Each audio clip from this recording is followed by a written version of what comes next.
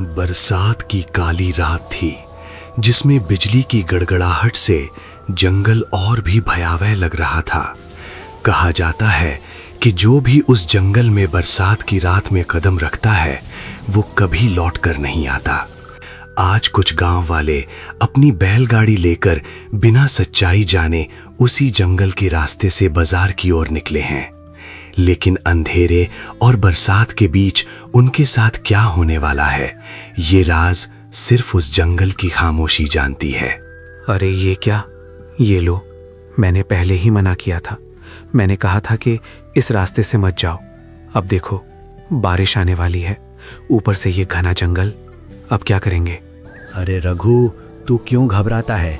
ये बादल बस गरज रहे हैं, बरसेंगे नहीं। इससे पहले ही हम सीतापुर में पहुंच जाएंगे। अरे नाना जी, गाड़ी क्यों रोक दी? क्या हुआ? जल्दी चलो ना। अरे ठहर जा बेटा, इतनी जल्दी क्यों शोर मचाता है? तुम सब उतरो गाड़ी से नीचे और जिस जिस को हल्का होना है यहीं हो लो। फिर मैं रास्ते में गाड़ी नहीं रोकूंगा। देखो आगे घना जंगल है और रात होने वाली है। उस जंगल का रास्ता कुछ ठीक नहीं है, इसलिए हम वहां से तेजी से निकलेंगे, रास्ते में कहीं रुकेंगे नहीं। हाँ नाना जी, मुझे बड़ी जोरों की लगी है, चलो ना जल्दी। अरे हाँ ठीक है बेटा, चल आजा मेरे साथ चल। सब लोग हल्का होने के लिए इधर उधर जाने लगे। नाना जी सुनते हो, हम उन झाड़ी के पीछे चले जाते हैं। हाँ ठीक है, लेकिन जरा ध्यान से, डरावना जंगल है, ज्यादा अंदर मत जाना।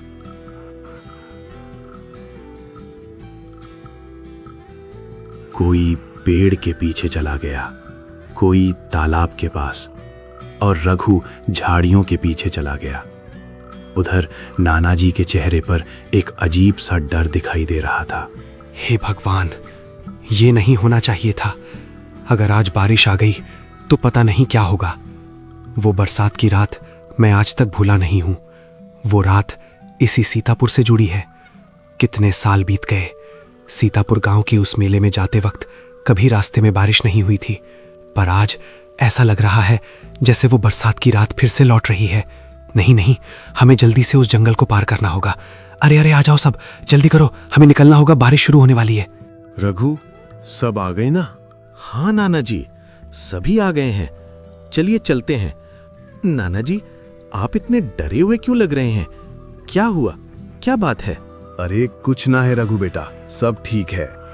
नाना जी, रघु ठीक कह रहा है, बताइए ना, आपके चेहरे की हवाइयां क्यों उड़ी हुई हैं? आप हमसे कुछ छुपा रहे हैं क्या? अरे राजू बेटा, ऐसी कोई बात नहीं है।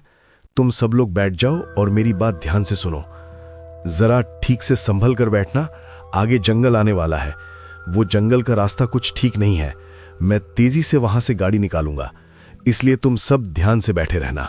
नाना जी की बात सुनकर सभी लोगों के चेहरे पर डर और गंभीरता के भाव उभर आए।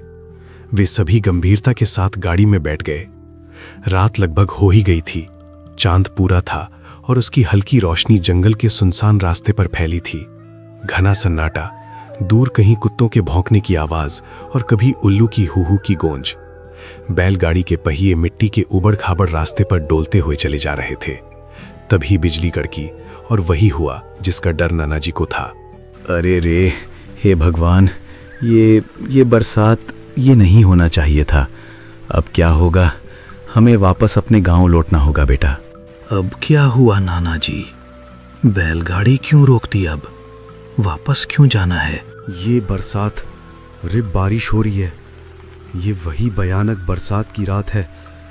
ये जंगल, इस जंगल में बरसात होना ठीक नहीं है। हम सीतापुर में नहीं पहुंच पाएंगे। अपने गांव वापस चलते हैं। नाना जी, बात क्या है? साफ साफ बताइए। मैंने बताया था ना कि ये जंगल का रास्ता ठीक नहीं है। पर नाना जी, हर साल तो हम इसी रास्ते से जाते हैं, फिर इस बार ऐसी क्या बात है जो आप डर रहे हैं? हाँ रघु, पर इस बार बात कुछ अलग है। ये बरसात, इस जंगल में बरसात की रात में जाना खतरनाक होता है। ऐसी बरसात की रात में यहाँ कई भूत प्रेत घूमते हैं। बारिश की रात में इस जंगल में जो प्रवेश करता है वो वापस नहीं जाता। ऐसी ही एक बरसात की रात कई साल पहले आई थी, जब हमारे गांव के कुछ लोग इसी जंगल से होकर सीतापुर में जा रहे थे, लेकिन आज तक कोई भी लौटकर वापस नहीं आ रहा। अब क्या होगा नाना जी? तेज बारिश हो रही है और यहाँ कोई कोठी भी नहीं है। नाना जी, आगे शमशान है, मुझे तो डर लग रहा है। अब क्या होगा? क्या हम नहीं बचेंगे? घबरा मत बेटा, मैं कुछ सोचता हूँ। हमें वापस जाना होगा। अभी हम जंगल के उस इलाके से दूर हैं जहाँ परेत होता है। शायद हम बच सकते हैं।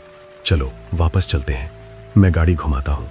नाना जी की बात सुनकर सभी लोग घबरा गए और बैलगाड़ी में एक सन्नाटा छा गया।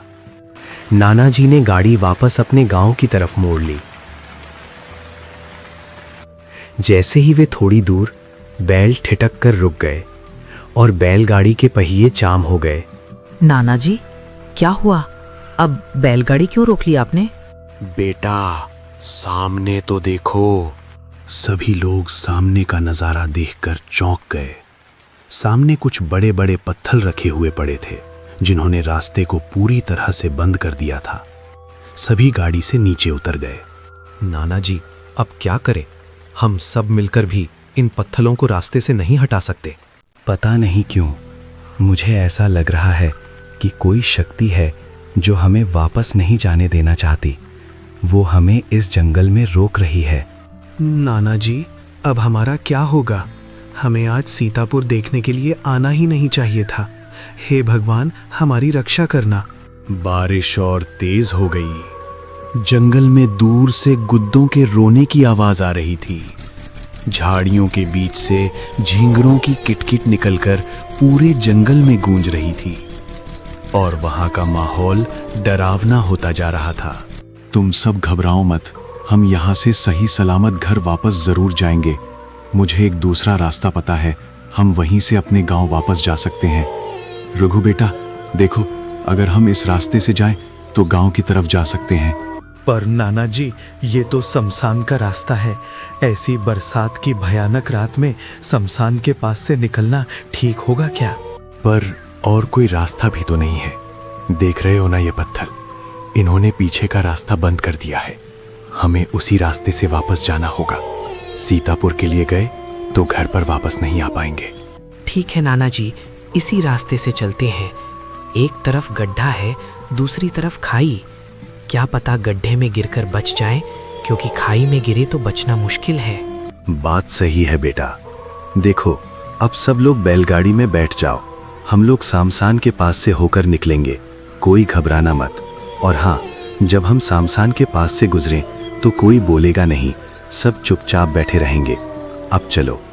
सब लोग बैलगाड़ी में बैठे और नाना जी ने तेजी से गाड़ी को शमशान के रास्ते पर भगाना शुरू किया।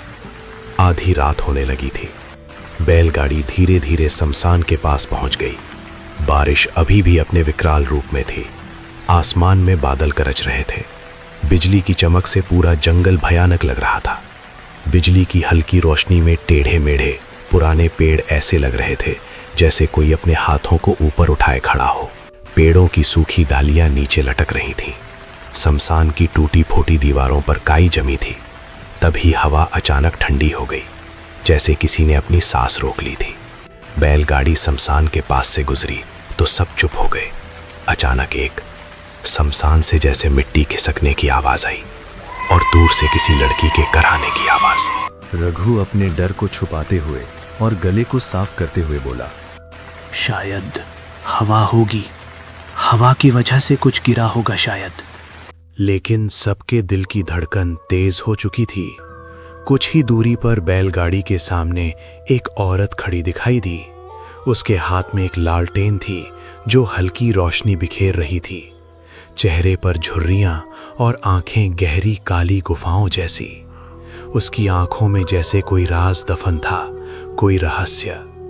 उस औरत को सामने देखकर बैल ठिक ठुक कर रुक गए, जैसे बेचाह कर भी आगे नहीं बढ़ पा रहे थे। आप सभी कहाँ जा रहे हैं? माताजी, वो हम अपने गांव से सीतापुर जा रहे हैं। इतनी रात में इस जंगल में क्या करने वास्ते आए थे? वो हम सीतापुर का महायज्ञ देखने जा रहे थे, पर रास्ते में बारिश आ गई तो वापस अपने गांव जा रहे हैं। महायज्ञ देखने बरसात की रात में इस जंगल के रास्ते से जो भी जावेगा वो बचे को नहीं, तने पता से है ना। माताजी, हमें पता है उस जंगल में ऐसी बरसात में भूत प्रेत घूमते हैं। हम इसीलिए ही तो वापस जा रहे हैं। अरे वापस क्यों जा रहे हो भाई? जनो मेला देख लो, इस पगडंडी पकड़ लो, इस रास्ते से वो जंगल ना आवेगो। तुम लोग सीधा सीतापुर पहुंच जाओगो और वहाँ भी बिल्कुल सुरक्षित। नाना जी, ये माताजी ठीक ही तो कह रही हैं। अब हम इतनी दूर आ ही गए हैं तो महायज्ञ देखने चलते हैं ना। पर राजू, ये ठीक रहेगा क्या? मैं तो कहता हूँ वापस चलते हैं। नहीं नाना जी, मुझे महायज्ञ देखना है। चलो ना, सीतापुर में ही चलते हैं। अच्छा, ठीक है राजू बेटा, हम इसी पगडंडी से चलते हैं। माताजी, आपका शुक्रिया। नाना जी अपनी गाड़ी लेकर उस पगडंडी की तरफ बढ़ गए।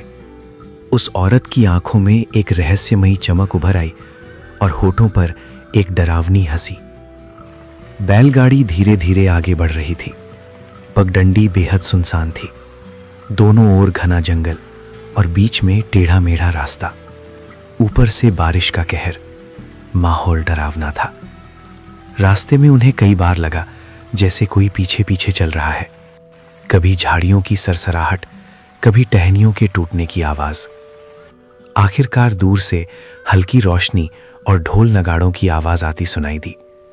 सब खुश हो गए, लेकिन उन्हें नहीं पता था कि सीतापुर में उनके साथ कुछ ऐसा होने वाला है जिसकी उन्होंने कल्पना भी नहीं की थी। नाना जी, मेला आ गया। वाह, बड़ा मजा आएगा। मैं बहुत सारे सामान लूंगा। जल्दी चलो ना, मैं तो सबसे पहले एक चिमटा खरीदूंगा। हाँ, ये बारिश तो आज कहर ढा रही है। हम सारे सामान भीग रहे हैं। अब घर होगा तो बारिश से कुछ तो बचाव होगा। सब लोग जैसे ही सीतापुर में पहुंचे, उनके होश उड़ गए। सीतापुर में उनके अलावा कोई नहीं था। दुकानें सजी थीं, लेकिन दुकानों पर कोई भी दुकानदार नहीं था। हर ओर चमकती तारे थीं, पर उनका प्रकाश और अजीब था। ये कैसा सीतापुर है? ये तो, अरे यहाँ तो कोई नहीं है। ना कोई इंसान, ना भीड़ और ना कोई शोर। कहीं हम गलत जगह तो नहीं आ गए हैं? नाना जी, ये सब क्या है? और ये देखो, इन दुकानों पर अजीब अजीब सी चीजें रखी हैं। इंसानी सहनाई और ये पुराने जमाने के मोमबत्ती रखे के खर्चे। ये सब देखकर ऐसा लग रहा है जैसे हम किसी दूसरी दुनिया में आ गए हैं। मुझे तो यहाँ डर लग रहा है। वैसे तो यहाँ कोई नहीं है नाना जी, लेकिन मुझे यहाँ किसी के होने का एहसास हो रहा है। ऐसा लग रहा है जैसे यहाँ कोई है और हमें देख रहा है, पर यहाँ कोई दिखाई क्यों नहीं दे रहा है नाना जी? हाँ, यहाँ है। यहाँ दुकानदार भी है और लोगों की भीड़ भी है। बस हम उन्हें देख नहीं पा रहे हैं, क्योंकि ये एक भूतों का बाजार है। हम उन्हें नहीं देख सकते, पर वे हमें देख रहे हैं। हम एक छलावे में फंस चुके हैं। वो क्या था? अभी कोई गया यहां से। मुझे लगता है हम में से कोई यहां से बचकर नहीं जा पाएगा। उनका खेल शुरू हो गया है। तुम डराओ मत रखो, भगवान पर भरोसा रखो। हम यहाँ से सही सलामत घर वापस पहुंच जाएं, ऐसी प्रार्थना करो। उन सभी को अपने पीछे से कुछ लोगों की आवाजें आने लगी और जैसे ही वे पीछे मुड़े, सामने का नजारा देखकर सहर गए। पूरा बाजार लोगों से भरा था। दुकानों पर भी दुकानदार थे, पर वे दुकानदार इंसान नहीं थे। वे सभी अजीब से प्राणी थे। किसी दुकान पर कंकाल सामान बेच रहा था तो कहीं पर कोई राक्षस या पिशाच जैसा प्राणी था। वे सभी भटकती आत्माएं थीं और अचानक से सब गायब हो गए। हे भगवान, नाना जी, ये कैसा बाजार है? अब हम क्या करें? कैसे बचें इससे? रघु, हमने जो अपनी आंखों से अभी देखा वो सब सच है। वे सब यही हैं, लेकिन हम उन्हें देख नहीं पा रहे हैं। वे हमें यहां से जाने नहीं देंगे। तो अब क्या करें? पता नहीं, मुझे कुछ समझ में नहीं आ रहा है। वो बूढ़ी औरत जो शमशान के पास मिली थी, वो भी एक प्रेत ही थी। उसी ने हमें यहाँ भेजा था।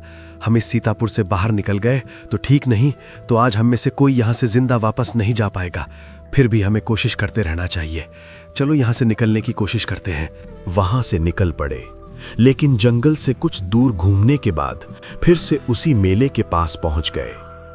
नहीं नाना जी, हम घूम फिर के फिर से उसी जगह पर आ गए हैं। अब क्या करें? इस बाजार से बचने का कोई रास्ता नहीं है क्या? हाँ, एक रास्ता है। हम इस सीतापुर से बाहर निकल सकते हैं।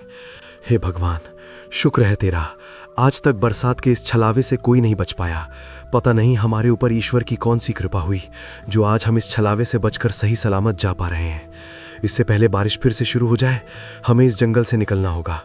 नाना जी, बस आज यहाँ से निकल जाएं, कान पकड़ता हूँ। सीतापुर गांव के इस भूतिया गांव में तो मैं फिर कभी ना आऊं।